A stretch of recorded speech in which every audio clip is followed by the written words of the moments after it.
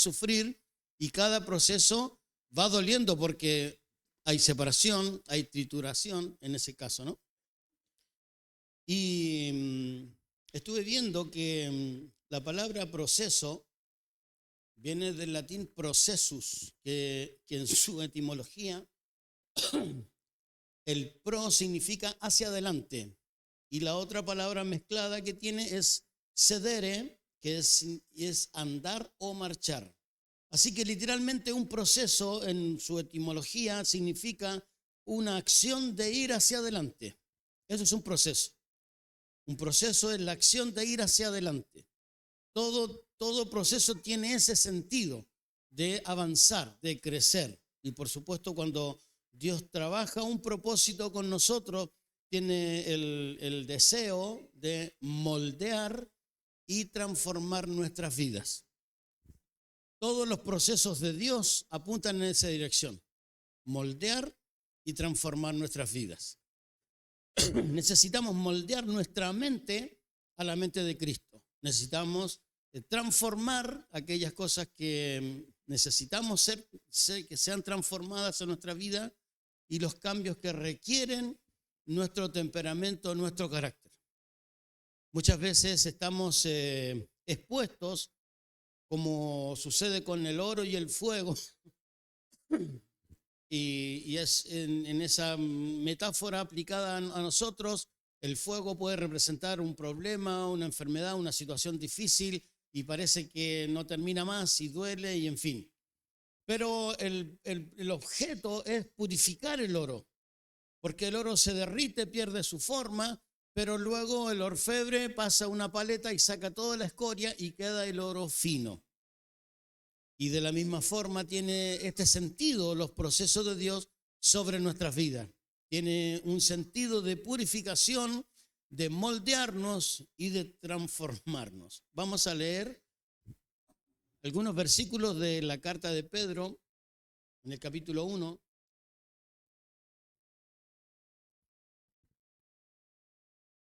Santiago capítulo 1.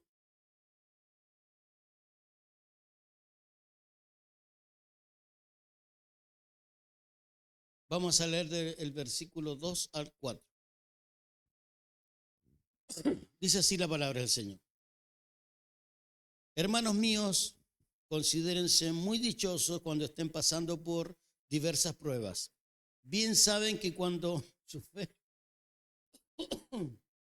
es puesta a prueba, produce paciencia, pero procuren que la paciencia complete su obra para que sean perfectos y cabales sin que les falte nada.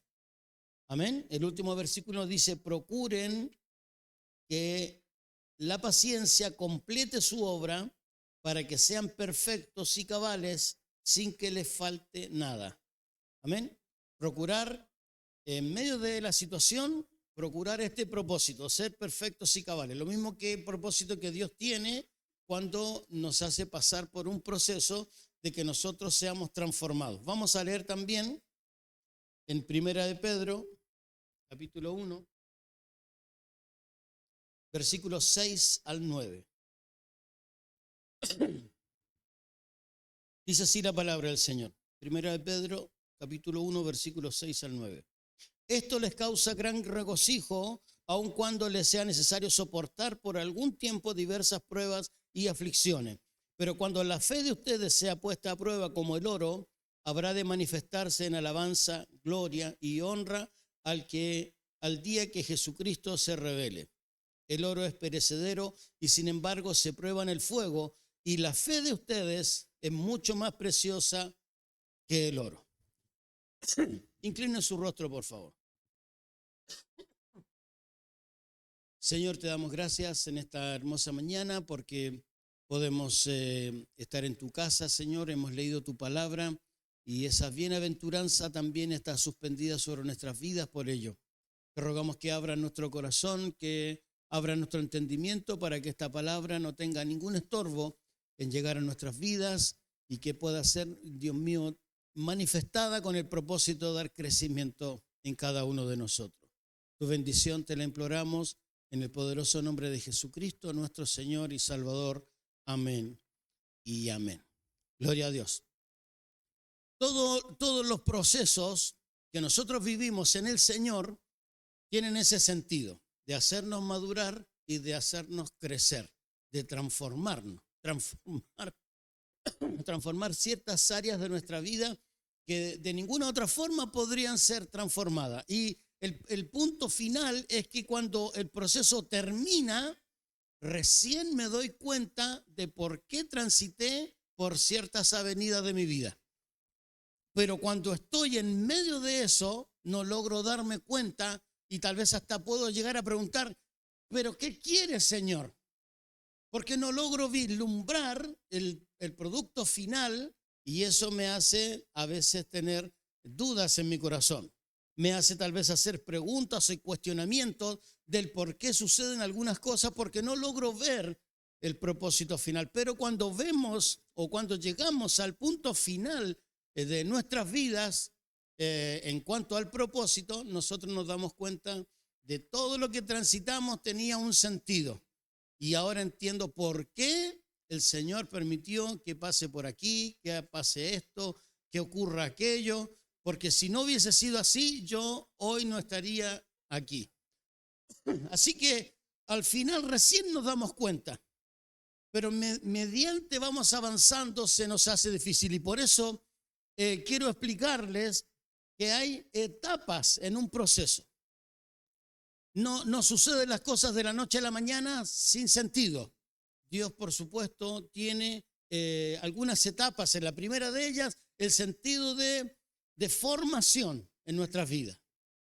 La formación espiritual consiste en incrementar la fe y en la obediencia. Fe y obediencia a su palabra, ¿no? La fe y la obediencia son las cosas que se van incrementando cuando se inicia un proceso, porque obviamente cuando conocemos a Cristo como nuestro Señor y Salvador, iniciamos ese proceso de conversión donde tenemos que aprender todas las cosas que no sabíamos de Dios o que no distinguíamos claramente de Dios y lo primero que se establece en el corazón es la fe, porque yo por fe recibo a Jesucristo como mi Señor. Así que lo primero que se activa es la fe de carácter espiritual en mi corazón, en mi mente, como podamos entenderlo en mi alma, para provocar salvación. Así que la fe es el elemento que nos va a acompañar durante todo el trayecto de peregrinación sobre la faz de la tierra. Porque sin fe es imposible agradar a Dios. Y hemos escuchado también estos días que el que cree en Dios debe también creer que Dios existe. Y eso es fe. Y esta característica se pone de manifiesto cuando nosotros iniciamos estas etapas del proceso. Lo primero entonces que hace Dios es formar en nosotros una fe genuina, porque todo ser humano tiene una fe natural fundamentada en estadísticas o fundamentada en posibilidades. Si nosotros hablamos, por ejemplo, a un adolescente y le decimos, vas a pasar de grado, estamos a la mitad de año. ¿Y él qué va a decir? Sí, paso. Pero no, esa fe, porque está proyectando lo que viene, no sabe qué va a suceder, pero sí cree que va a pasar de grado, es una fe natural porque se fundamenta en el hecho de que piensa, si hago las tareas, si asisto a la escuela, si hago bien los exámenes, si estudio, voy a pasar de grado. Nada me lo va a impedir. No requiere una intervención de otra naturaleza. Así que si no estás estudiando, si no estás haciendo las tareas, si no estás estudiando para las pruebas, ni te proyectes en fe de que vas a pasar, ¿no? Bueno, esa es la inversa. Eso es una fe natural. Pero la fe espiritual no está fundamentada en lo que yo puedo hacer. La fe basada en Jesucristo está fundamentada en que creamos en que las cosas que son imposibles para los hombres son posibles para Dios. De las imposibilidades nuestras, porque si fueran posibilidades, entonces no necesitamos fe espiritual, solo fe natural. Porque con nuestro esfuerzo lo podríamos conseguir. Pero cuando estamos frente a algo o a una situación que no tiene una manera racional o física de solucionar, entonces comenzamos a depender completamente de la fe puesta en Jesucristo como nuestro Señor y Salvador. Así sucedió cuando Jesús estaba frente a la tumba de Lázaro y Marta le dijo, Señor, pero ya tiene 4 días. Y él le dijo, ¿no te he dicho que si crees verás la gloria de Dios? Y ese es el fundamento esencial en esta etapa de formación. Dios quiere formar una fe de esas características en nuestras vidas. ¿No ves que si crees verás la gloria de Dios? Verás la gloria de Dios. Pero hay que creer. Y esa fe es la que comienza a operar en nuestro corazón cuando estamos en las diversas situaciones de los procesos que nosotros hayamos vivido. Y para que esto tenga un sentido para usted y para mí, le voy a pedir que usted ponga en su mente el proceso más difícil que haya vivido en su vida.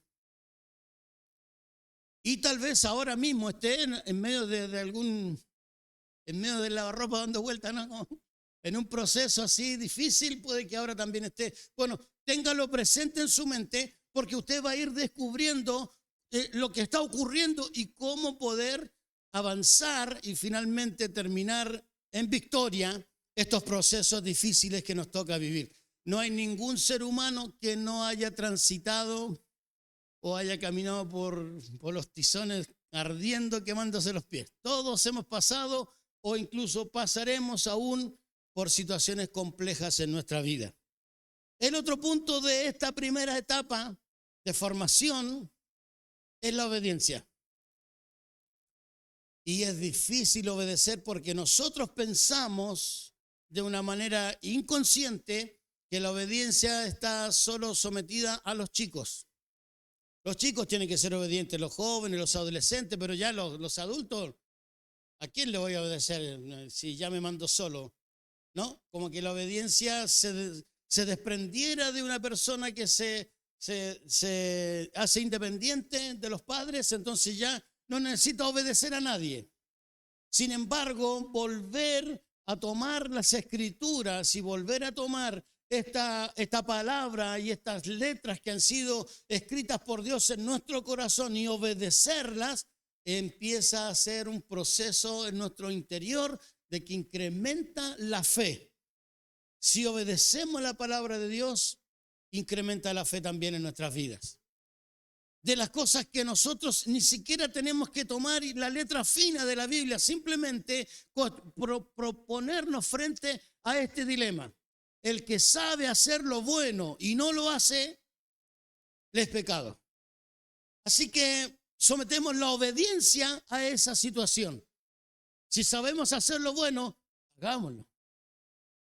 Y si sabemos que lo que es malo, y no lo hagamos. Y esa obediencia es interna, no estamos siguiendo una lista de cosas para obedecer. Estamos tomando lo que ya Dios ha establecido en nuestro corazón para que nosotros podamos hacer que la fe en esta etapa primaria del proceso pueda tener fortaleza, firmeza, porque el objetivo final es transformarnos, ser diferente, ser otra persona. Y no estoy hablando de un cambio estético, estoy hablando de acciones, de actitudes, de palabras, de situaciones. Porque muchas veces las situaciones son las mismas y las respuestas también son las mismas. Y resulta que Dios desea otro tipo de respuestas, y por eso pasamos por esas situaciones una y otra vez y estamos todo el tiempo respondiendo de la misma forma o accionando de la misma forma hasta que no aprendamos, hasta que no obedezcamos esta ley espiritual de Dios en nuestro corazón, seguiremos pasando por el mismo pasaje. Esto ocurre en esta etapa temprana, en la formación. Cada proceso tiene este sentido, incrementar la fe y ayudarnos a ser obedientes a la palabra de Dios. El segundo es la prueba. La prueba de esa fe y de esa obediencia tiene el propósito de purificar nuestra vida, tiene el propósito de fortalecer nuestra fe.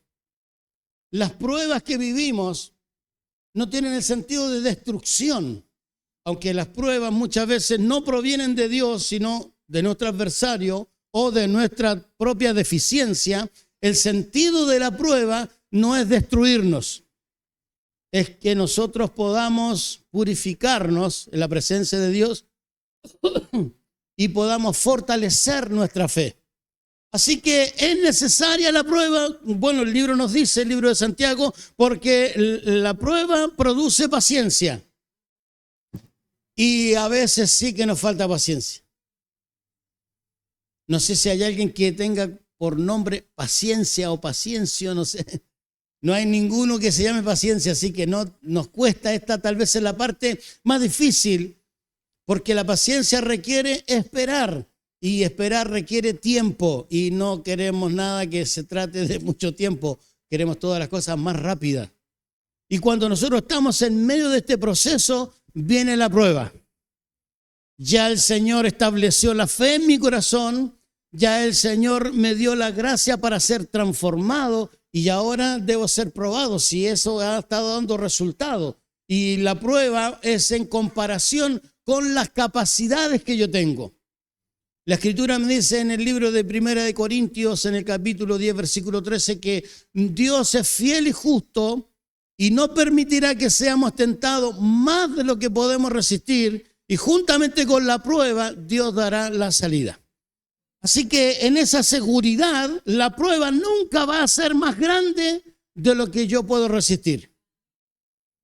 Esto es algo que Dios ha prometido, así que todo lo que hemos vivido y todo lo que vamos a vivir como un proceso de dolor, Dios sabe hasta qué punto yo puedo resistirlo. Vemos a veces situaciones muy difíciles y vemos ahora recientemente lo que ha ocurrido con este terremoto en Venezuela y vemos que no sé si yo podría pasar por eso. Y me cuestiono no sé si yo podría tener la fuerza para soportar lo que le pasa a algunos padres que perdieron sus hijos o su esposa, sus hijos y quedaron solos, o a la inversa, niños que quedaron sin sus padres. ¿Cómo superar eso? Y si nos ponemos en ese plano, ¿cómo podríamos hacerlo? Sin embargo, la Escritura nos garantiza que la prueba no será más de la que yo puedo resistir. Así que si te ha venido un drama que parece ser ¡wow!, es porque puedes soportarlo. Es porque Dios sabe y es fiel y justo, dice. Es decir, que Él da la plena certeza de que este proceso no es para destruirnos, es para fortalecernos, para hacernos avanzar, para hacernos transformar y para que la gracia de Dios se establezca definitivamente en nuestro corazón. Y la última etapa del proceso es la victoria, por supuesto. El problema es que a veces nosotros nos queremos saltar las etapas de formación, de fe, de obediencia y queremos la victoria ya. Empezamos el proceso y ya estamos diciendo todo lo puedo en Cristo que me fortalece y queremos saltarnos todo este proceso de Dios que tiene un sentido de transformación, de acomodar nuestras ideas, nuestros pensamientos, para que cuando terminemos este proceso nosotros seamos mejores de que cuando lo empezamos. Y no sé cuántas veces se nos tiene que meter a la licuadora el Señor para estos procesos. No sé cuántas veces vamos a tener que pasar por esto, pero sí sé que nuestra fe se va a ir incrementando. Y después de cada uno de esos procesos, cuando decimos, gracias a Dios, llegué, pasé y terminé, ya no me duele esta situación, ya no me preocupa esta otra, entonces en ese momento puedo decir, gracias Señor, porque ahora tengo más fe que cuando empecé.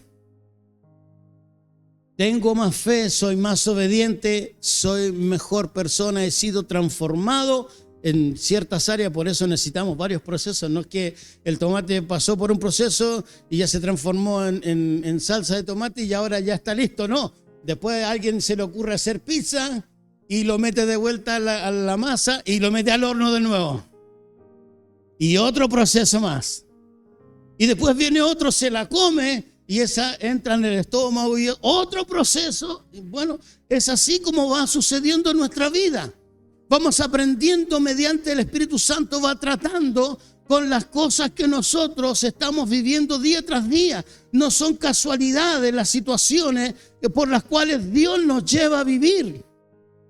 Tiene un sentido de perfección, de moldear nuestro carácter, de transformar nuestras vidas, porque Dios desea que el mundo vea a Jesús en mí. Y no puedo mostrarlo siendo como soy. Necesito esas transformaciones en mi vida y por eso estos procesos son necesarios e indispensables en nuestras vidas. Pregúntele al que está al lado suyo, ¿cómo te está yendo con tu proceso? ¿Cómo te está yendo con tu proceso? Mirá, no sé, veo que me llevan un camión, me llevan a un matadero y ya no sé qué esperar. Estoy a la mitad del proceso, todavía no aprendí nada. No sé si mi fe se incrementó o no, pero lo único que sé es que me está redoliendo. No quiero más, quiero salirme de la licuadora. Quédate tranquilo porque Dios está al mando y debemos tener esta plena certeza. Dios tiene el control. Dios tiene el control de estas situaciones. No te desesperes. No intentes buscar atajos. Espera en Dios porque aún hemos de alabarlo. Esperanza mía y salvación mía. Mi Dios en quien confiaré. Gloria a Dios.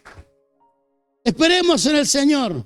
Y cuando venga la victoria, serán tiempos de júbilo, de alegría, de regocijo, de saltar como becerro en la manada, de darle gracias a Dios. Pero no te emociones tanto que te está esperando otro más. Viene otro en camino. Viene otro proceso en camino y que eso nos va a ir llevando, sacando esas aristas que nosotros necesitamos ir eliminando de nuestras vidas porque Dios quiere que seamos más perfectos que cuando recién lo conocimos. Cuando iniciamos y la Biblia y la palabra nos enseña que debemos tener fe y creer y obedecer su palabra, en varios versículos nos habla acerca de eso. Quiero compararlo a ese proceso como algunos que vivieron los apóstoles. Si nosotros leemos Mateo 14, el 29, este proceso de confiar y de creer, de tener fe y de obedecer, lo llevó a Pedro a caminar por el agua. Pedro le dijo a Jesús, si eres Jesús, di que yo vaya a ti. Y Jesús le dijo, vení. Y él se bajó de la barca y empezó a caminar por el agua. Inició ese estado en su corazón de creer y de obedecer. Y Pedro caminó por el agua. No hay otro registro salvo el de Jesús, pero de otro ser humano que haya caminado por el agua. Pero Pedro creyó que era Jesús y obedeció, aunque era contra una ley natural, porque de eso se trata cuando nosotros le creemos a Dios. No en mis posibilidades, sino en las de Dios. Y Pedro se bajó del barco y caminó por el agua. En Mateo 17, 27, Jesús manda a Pedro con un anzuelo y le dijo, bueno, agarra el primer pez que agarres, va a tener una moneda, toma esa moneda y paga el impuesto por vos y por mí. Y Pedro, aunque no entendía cómo podría ser hecho eso, simplemente creyó y obedeció. Esa es la clave cuando estamos iniciando en un proceso. Creer y obedecer. Y fue, arrojó el anzuelo y agarró un pez. Y Jesús le dijo a Marta, como les dije anteriormente, si crees, verás la gloria de Dios. Quiten la piedra, obedezcan. Así que confiar, creer en Dios y obedecer son los puntos claves cuando arrancamos o cuando vamos a la mitad de un proceso. Amén. Diga conmigo, fe y obediencia. Esos son los puntos. ¿Sí? Inicialmente son los puntos. Luego cuando se trata de la prueba, volvemos nuevamente al mismo pasaje de Pedro, Mateo 14, del 30 al 31.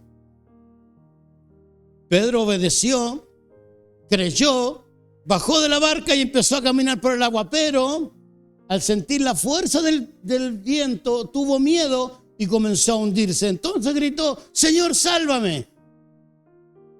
Porque a veces pasa eso en el proceso. Creemos que Dios tiene el control, creemos que Dios está en el medio, pero de repente nos derrumbamos. Y aunque no nos damos cuenta, hemos caminado por el agua. Sin embargo, son más grandes los vientos, son más grandes los problemas, son más grandes las dificultades que hacen que yo retroceda en mi confianza puesta en el Señor.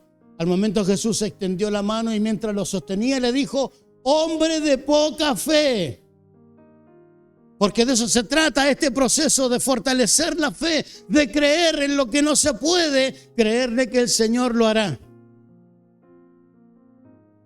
En el libro de Lucas, en el capítulo 9, versículos 40 y 41, encontramos un pasaje muy especial. Cuando inicia el capítulo 9, Jesús llama a los 12 apóstoles y les da poder y autoridad para echar fuera demonios y para sanar enfermedades. Pero vino un padre trayendo un chico endemoniado y el padre sabía todos los síntomas. El chico empieza a tirar espumarajos, se tira al piso, a veces el diablo lo tira al fuego o al agua, lo quiere matar.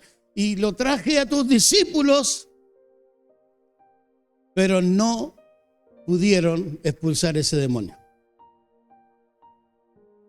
No pudieron expulsar el demonio. Jesús les dijo entonces: hay gente incrédula y perversa, ¿hasta cuándo tendré que estar con ustedes y soportarlos? Tenían la autoridad para hacerlo, pero dudaron, no creyeron. Y ese es el fundamento para que cuando venga la prueba, cuando esté entrando a la juguera, ¿no?, al procesador, no me falte la fe. No te falte la fe, amado hermano. No nos falte la fe en el momento de la dificultad. No estemos cuestionando y decir: Señor, ¿por qué? ¿Por qué a mí? ¿Por qué? ¿Para qué? ¿Dónde está, Señor? Sino que creamos: Dios tiene el control y está trabajando en mi vida. Yo necesito transitar por este proceso, aunque no me guste. Y la victoria que Dios hace en nuestras vidas nos hace que estemos moldeados al carácter de Él y transformados en el nombre de Jesús. También quiero mostrarles un ejemplo en el capítulo 1 de Hechos de los Apóstoles, capítulo 1, versículo 8. Es un versículo bien famoso, bien conocido, ¿no? Dice: pero cuando venga sobre ustedes el Espíritu Santo, recibirán poder y serán mis testigos en Jerusalén, en Judea, en Samaria y hasta lo último de la tierra. Aquí Jesús toma a los 11 apóstoles que estaban y les da este mensaje. Estos 11 apóstoles ya habían transitado todo un proceso de aprendizaje. Ya tenían fe, ya habían visto a Jesús resucitado, ya lo habían visto 10 veces resucitado haciendo cosas, en multiplicación de los peces, de la pesca milagrosa, lo habían visto a Jesús, ya tenían una fe formada, acabada en sus vidas. Habían empezado un proceso 3 años antes y después de todos esos 3 años de aprendizaje ya habían terminado su proceso en el día de Pentecostés, donde vino el Espíritu Santo y transformó sus vidas completamente. Los que eran incrédulos dejaron de ser incrédulos, los que eran cobardes ahora se hicieron valientes, fueron transformados el día de Pentecostés. Y ese día, antes de que venga el día de Pentecostés, Jesús le dijo: bueno, ustedes van a recibir poder, pero con este propósito: sean testigos en Jerusalén, en toda Judea, en Samaria y hasta lo último de la tierra. Ahí comenzó otro proceso en ellos, porque empezó recién, estaban recién en Jerusalén. El Espíritu Santo desciende en Jerusalén. Así que ahora debían ser testigos, llevar la palabra en este orden cronológico y geográfico que Jesús les estaba dando. Y así comenzó Pedro, predicando. Se convirtieron 3,000 el primer día. Pocos días después se convirtieron 4,000. Y ya dijeron: wow, aquí está el asunto. y nos quedamos en Jerusalén y estamos yendo todos los días a orar. Se sana un cojo de nacimiento en la puerta, la hermosa, y Dios está con nosotros. Y siguieron perseverando, oraban juntos, repartían la comida, tuvieron conflicto, crearon los diáconos para poder solucionar los conflictos, hicieron comedores, repartían ropa a la gente y estaban en Jerusalén bendecidos. Pero el propósito no era quedarse en Jerusalén. Esa era parte, era el inicio. Así que después de 5 años, porque desde el capítulo 1 que Jesús dio esta palabra, hasta que se inició la primera persecución, pasaron 5 años. 5 años que estuvieron tranquilos en Jerusalén disfrutando de todo ese mover.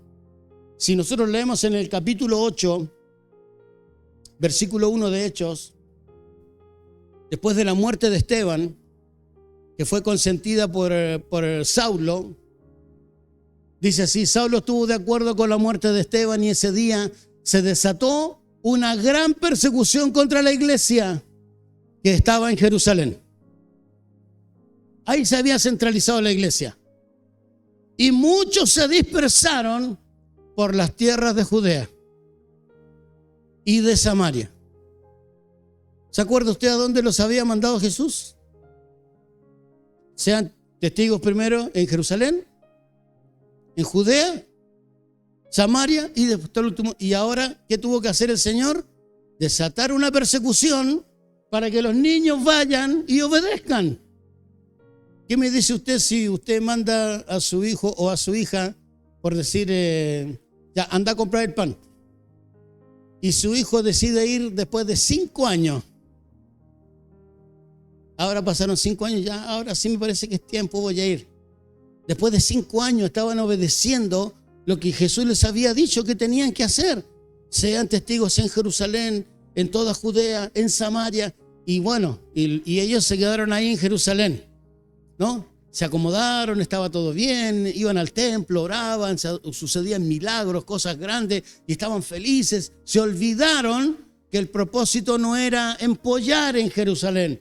Ellos debían iniciar ahí, pero luego saltar a toda Judea y luego a Samaria, a sus enemigos, y hasta llegar hasta lo último de la tierra. Así que esta persecución es parte de un proceso. Y tuvo que morir Esteban para que la iglesia despertara. Y fueron empujados a Judea, a Samaria. Fueron impulsados por esta persecución que se desató y era algo negativo. Y muchos tal vez oraban: ¿por qué, Señor, nos pasa esto? ¿Por qué, si nosotros oramos, si nosotros vamos al templo, si nosotros obedecemos tu palabra, por qué nos persiguen? ¿Por qué nos maltratan? Se habían olvidado que el propósito era otro. Y de alguna manera Dios los tuvo que empujar para que vayan a cumplir lo que les había dicho. ¿No será que a veces nos pase lo mismo, hermano? Estamos dolidos, con problemas, con aflicciones, y es porque simplemente no hemos hecho caso a lo que Él nos dijo que hagamos. Y fue difícil para la iglesia porque fueron dispersos, salieron arrancando, tuvieron que irse. Pero de esa forma el evangelio llegó al resto de Judea. El evangelio llegó a Samaria, que era algo impensado. Y de ahí saltó hasta lo último de la tierra. Pero para que ellos despertaran, tuvo que venir uno que dijo: bueno, a ver, muchachitos, a ver de qué parte son ustedes, ¿sí? ¿Son creyentes? Bueno, vengan a la cárcel, a las piñas, a las patadas, a los latigazos. ¿Son cristianos? Van a sufrir. Y esa persecución fue permitida por Dios. Porque si no hubiese sido así, el evangelio no hubiese llegado hasta acá, hasta lo último de la tierra. Y por eso es importante que nosotros entendamos en qué etapa de este proceso me encuentro. Y ese proceso que ya sufrí en el pasado tal vez se prolongó por tiempo indeterminado, años, tal vez meses, y tal vez ahora que ya pasé diría, bueno, si yo hubiese hecho así como indica el proceso, lo hubiese terminado antes, pero Tardé muchos años porque obviamente tuve persecución, tuve muerte, tuve tragedia, tuve dolor, tuve angustia, tuve enfermedad, como lo relata el apóstol Pablo en muchas de sus cartas, para poder entender el propósito de Dios era Jerusalén, Judea, Samaria y hasta lo último de la tierra. Y aunque los apóstoles ya habían pasado un proceso, porque con el Espíritu Santo, cuando vino el día de Pentecostés, se terminó ese proceso de formación, tuvieron que pasar por otro proceso para aprender a ser obedientes.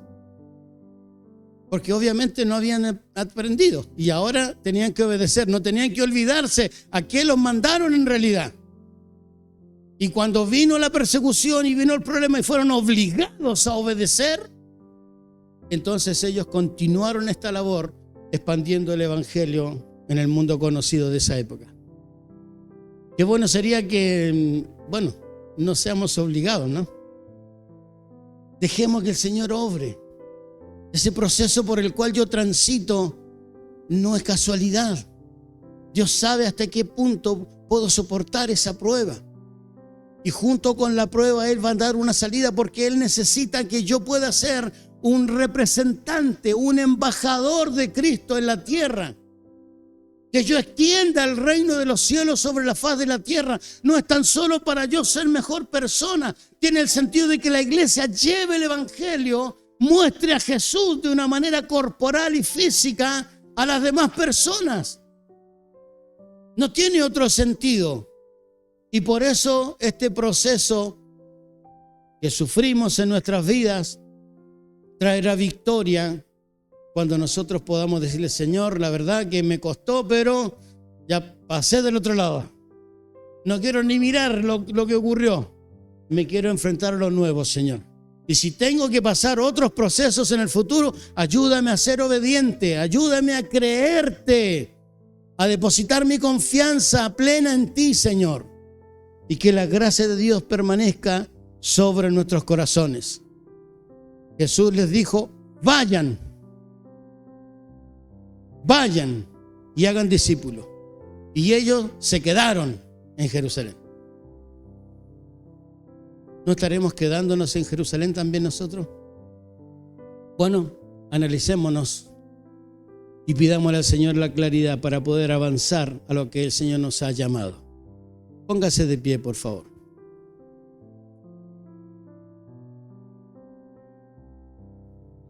Lo único que sé de todo esto es que Dios tiene completamente el control y Él sabe exactamente lo que está haciendo conmigo. Y si tengo que transitar momentos difíciles, ayúdame a creer, ayúdame a ser obediente, ayúdame a permanecer firme, a no olvidarme a quién me ha llamado. A ser obediente aunque sea controversial para mi vida. A ser obediente aunque yo piense distinto. Porque detrás de todo esto, Dios está guiándonos para ser perfeccionados, para ser moldeados, para ser transformados al carácter y a la mente de Cristo. Gracias, Padre, por tu amor, tu misericordia. Rogamos que tu gracia, Señor, pueda operar en cada uno de nuestros corazones.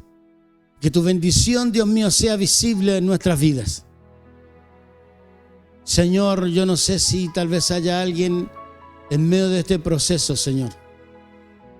Tal vez alguno de nosotros está allí, Señor, en la duda, en la transformación, Señor, en medio de la dificultad, de la incertidumbre, del cuestionamiento. Señor, tal vez a alguno le está faltando la fe, la confianza, ha perdido el objetivo, su dirección. Por eso, Señor, oramos como iglesia, como conjunto, para cubrir esas vidas en el poderoso nombre de Jesús. Señor amado, ayúdanos para acompañar a aquellos que están transitando momentos difíciles, momentos de dolor, de angustia, de necesidad. Ayúdanos para estar al lado, Señor, tal como nos pides, que podamos compartir y llevar la carga los unos de los otros. Ayúdanos para sufrir con el que sufre, para llorar con el que llora, para reír con el que ríe. Ayúdanos, Señor, para que el individualismo se ahuyente de nuestras vidas y nosotros podamos ser un cuerpo, una iglesia que te agrada, que te bendice, que tiene ropas blancas, Señor. Ayúdanos, Señor amado, para ser la clase de persona que tú quieres que nosotros seamos. Y por eso te damos gracias por los procesos que hemos vivido. Señor, no han sido agradables, no han sido tan satisfactorios, Señor, pero sí han hecho cambios en mi vida. Sí han hecho transformaciones que no hubiesen sido hechas si no hubiese transitado por ese horno de fuego.